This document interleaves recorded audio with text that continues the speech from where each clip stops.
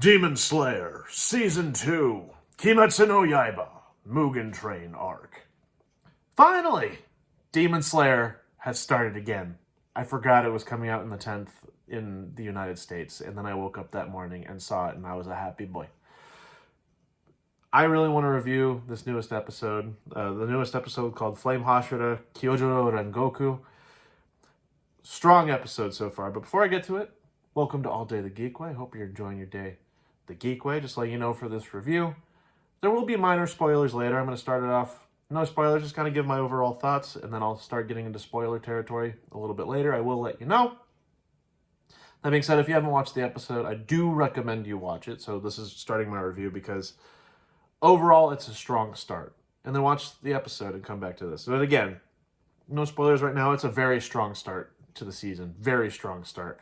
It's very self-aware of the Mugen Train movie that came out recently, and I guess we're gonna see the Mugen Train arc in the actual show. I'm kind of confused about that. I didn't look it up that much, to be truthful. I don't know if we're going from like a different perspective in the Mugen Train arc. That'd be cool to like see the perspective of the kids or something like that.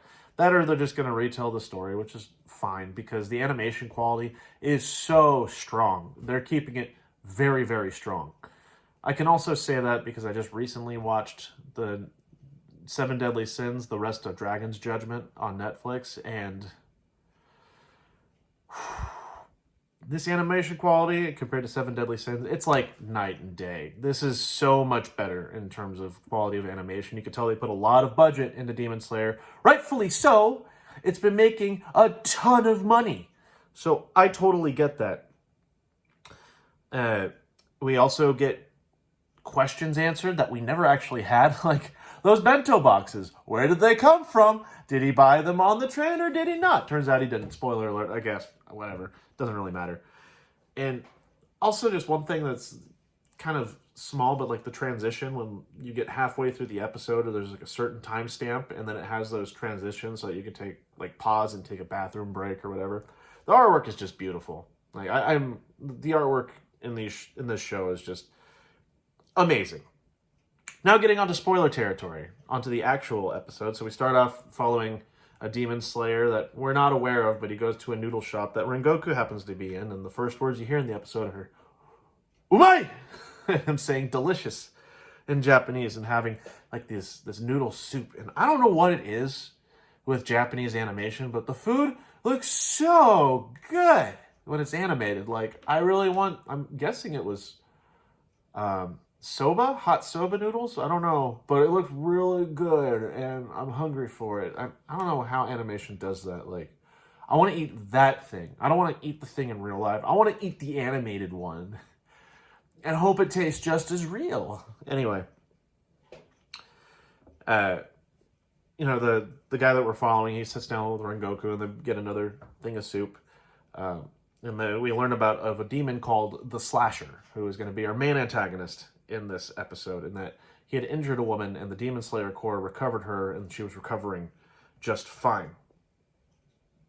And then we also learn from the same token that while they're in the noodle shop, they're asking how the old man's business is doing, and he's like, well, what do you think? And Rengoku's like, sorry, and they talk about the Slasher and the train and how it's diminished business over where he's at. Next thing we skip to is a little girl and her grandma at the train station trying to sell bento boxes. So this is the first clue as to where the bento boxes had came from within the Mugen Train story arc, at least within the movie, and now within the show.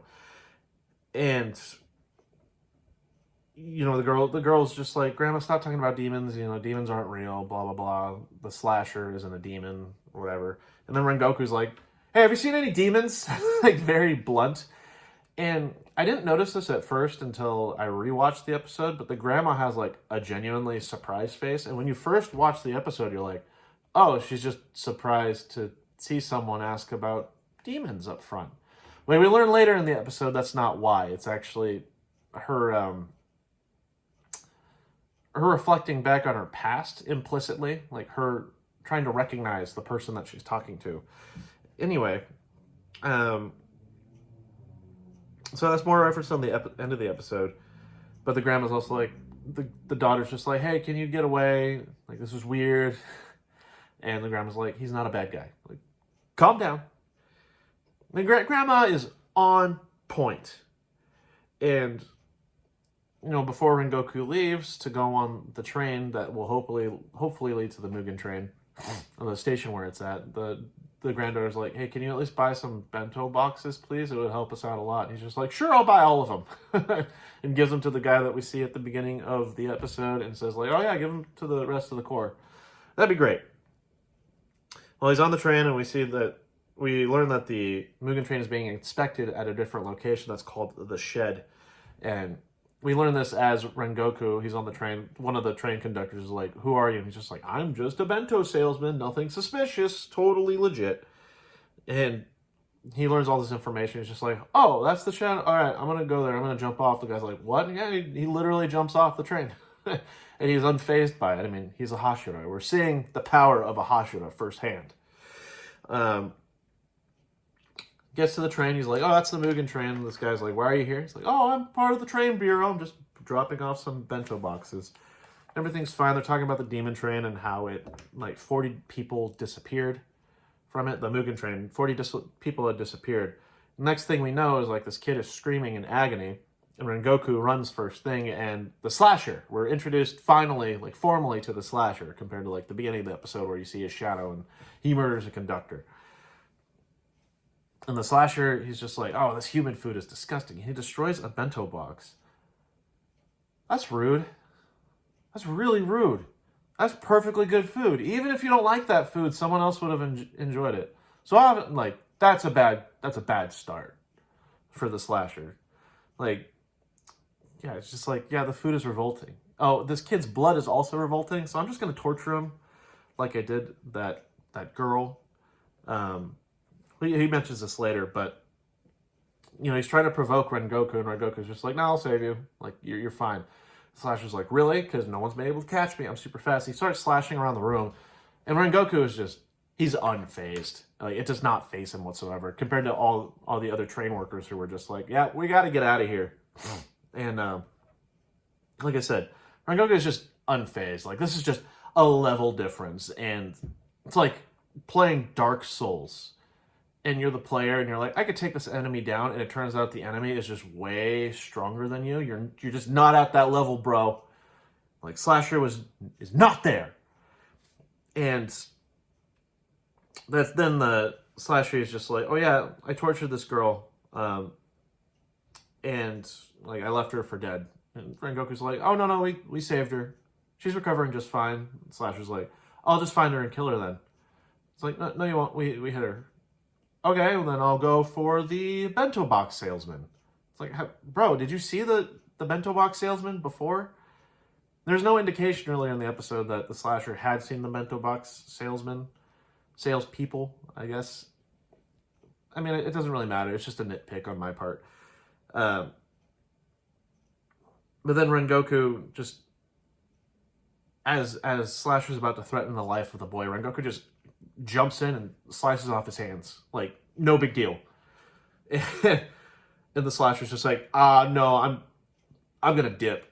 I'm going after those two people. And I'm gonna tell you, Rengoku, I'm going after those two people because I'm a smart demon. The Demon Slayers arrive to help the kid in need, and then Rengoku runs off to the station. And then we get to see, like, oh, he's just running at a normal speed, but it's kind of dragging on. I don't want to say dragging on, because it's actually pretty exciting, and we see him using breathing, total concentration breathing, and he just zooms on the track. Like, his Fire Hashira ability is just on point, and he's fast. Presumably faster than the Slasher, maybe? Yeah, he is. Well, you see the grandma and the girl, they're delivering those bento boxes in the morning, and then Slash Mash Demon makes his appearance. He's just like, yeah, I'm going to threaten you both. And then the grandma throws a bento box at his head, and she's like, granddaughter, of whose name I don't remember. I don't remember the name. The grandmother probably does. I don't remember the name. It's like, run away. And the girl runs away, and this scene, it really bothered me. That's That's a waste of perfectly good food. That's a loss in sales too. It's a waste of perfectly good food, loss in sales. Rengoku loves it, but one less bento box, but I digress. It picks up from here. No, I'm just kidding, obviously. Girl escapes onto the track, and the slasher cuts her off and then starts choking her on the tracks. Well, that's when you see a bunch of flame in the back coming closer and closer toward the slasher, and the slasher escapes, and Rengoku saves this little girl's life. Well, the demon goes after Grandma instead, and it's just like, yeah, we'll see who's faster. Either I kill her, or you cut off my head. We'll see who can do it first. And Rengoku's like, oh, no, there's no need for that. And you just see him jump in, cut the demon's head off, and he's just like, yeah, you're far too slow. I was just like, shots fired. But it doesn't matter now because the demon is dead. He's dead. And this is what I mean, like, seeing the power of a Hashira. Like, if this was focused on Tanjiro, Zenitsu, and Inosuke, they probably would have struggled for a little bit against these demons. This demon. Granted, this demon isn't, like, he's not a lower moon. The lower moons have been taken out. And he's definitely not an upper moon. Holy cow, he's not an upper moon. I think upper moon 5 probably could have taken on this demon no problem whatsoever. Actually, yeah, he probably could have. So they probably would have struggled to take this demon out. However, Rengoku's just like, nope, effortless. So it's interesting seeing this power disparity between what it means to start as a demon slayer and then getting to the upper 9 pillars as a Hashira. Like, it's amazing. And he uses the finishing move. It's flame-breathing first form, unknowing fire. And then we get this really cool scene, and it's a juxtaposition between the past and the present. And we see another Flame Hashira in the past, and then how that's juxtaposed with Rengoku. They're doing the same exact motions. And now this is from the point of view of the grandmother, and all these memories are coming back to her of when she was saved back in the day. And it starts with, like, it's just, the juxtaposition that's being used is just putting a sword away. So it starts with the slash, like, being finished, the technique, and then doing the chiburi. The chiburi, it's the slash that you do to, or at least shinobi and samurai back in the day would use that to get blood off of their sword. Not exactly, but it was more of like a formal technique. Whatever. I need to look more into it. Presenting the scabbard, and then doing the sheathing technique where they turn the blade upside down and then put it back in the scabbard. It's fully sheathed, letting out a breath, and then the hand is just lightly moving on the hilt, and it reaches the bottom, and he grabs around the bottom of the hilt. It was so cool to see. Just this juxtaposed from some man in the past and it being Rengoku. And then we learned from the grandmother that 20 years ago she was saved by a demon, which she was saved by Rengoku's father from a demon. And even Rengoku's just like, oh yeah, that must have been my dad. And he just basically, he's just like, yeah, that must have been my dad. And the granddaughter apologized to grandma. The grandma was just like, I'm really sorry that I doubted demons existed. And Rengoku just starts laughing. He's like, no, that's how it should be. You shouldn't live a life where you have to fear or even interact with demons. That's a good life to have. Well, the guy from earlier, he arrives on the scene. He's just like, oh, Flame Hashira, everything go okay? And he's just like, yeah, I disposed of that demon. No problem. Everything's fine. They talk about the Mugen train, the demon train, and how it made 40 people disappear, but they also reference, like, yeah, that's a demon that's on that train. It's a different level of demon. Like, this slasher, pretty small scale demon. Lower Moon 1, pretty different demon, as we saw from the Mugen Train movie, if we did see it. I saw it, I should say. Well, it's the next day, and Rengoku's about to get on the Mugen Train, and the bento vendors are there. They're just like, hey, take all these bentos. He's just like, no, I'll pay for them. They're like, well, take this one. It's the thought that counts. He's like, oh, is that so? Then I'll buy the rest of them. They're like, And that's where the bentos come from. The question no one asked. Where did those bentos come from? It came from them. I was under the impression he got them on the Mugen Train. Because you see one of the stewardesses in the back just kind of holding a bunch of empty bento boxes, but no, I guess it was from these bento salesmen. But all good. It doesn't really matter in the end. That's where they came from. And then as he's about to leave, and he says, I promise to tell my father about you two. I'm sure he'll be thrilled. Now then, take care. Let's meet again one day. Which, for those who haven't fully watched Demon Slayer, the Mugen Train movie came out before season 2, obviously. So it's very self-aware. Like, you've probably seen the movie. Well, we're going to add in some quotes and make sure that when he says, we'll meet again someday, or let's meet again one day, like, they're not going to meet again, because Rengoku's going to die. let's be real. And then we get to see Inosuke smashing his head on the train, trying to challenge the train to a fight, because he's never seen one. He grew up on a mountain, if you didn't know. We see the kids in from the Mugen Train movie, the ones who are working with the demon, the sick kids. And then the last thing we see in the episode is Rengoku finally being able to enjoy that bento box that was initially destroyed by the slasher. And he yells, "Umai!" And that's where we get the introduction to the new season. Again, the season is really good. I apologize. I had to wear my Endeavor shirt. I don't have any Demon Slayer paraphernalia, so I went with Endeavor. He's the flame hero. Granted, their personalities are completely different. Rengoku's very passionate and optimistic, where Endeavor is very brooding, even though he's one of my favorite characters in My Hero Academia. But getting off subject, it was a really good introduction. And I liked, after all the end credit sequence stuff, we have like the 3 Demon Slayers talking to each other and asking like, oh, how is Rengoku? And one of the Kasugai crows flies to Tanjiro, and he's just like, oh, this is what the other Hashiras had to say. Shinobu, and all of them had really good things to say. Even Sanemi, my boy Sanemi, he's my favorite of the Hashiras. He's just like, he's a good guy. And then ending with Giyu just being like, he talks to me sometimes. I don't know, it was a lot of fun. I'm really looking forward to the rest of this season. I'm curious to see how they play this off, to see if they're actually doing the Mugen Train arc episodically, or if it's going to be from like a different point of view, or if it's going to be from the same point of view and just presented differently. I don't know. I'm excited, and I'm excited to review more Demon Slayer. Kimetsu no Yaiba, Demon Slayer.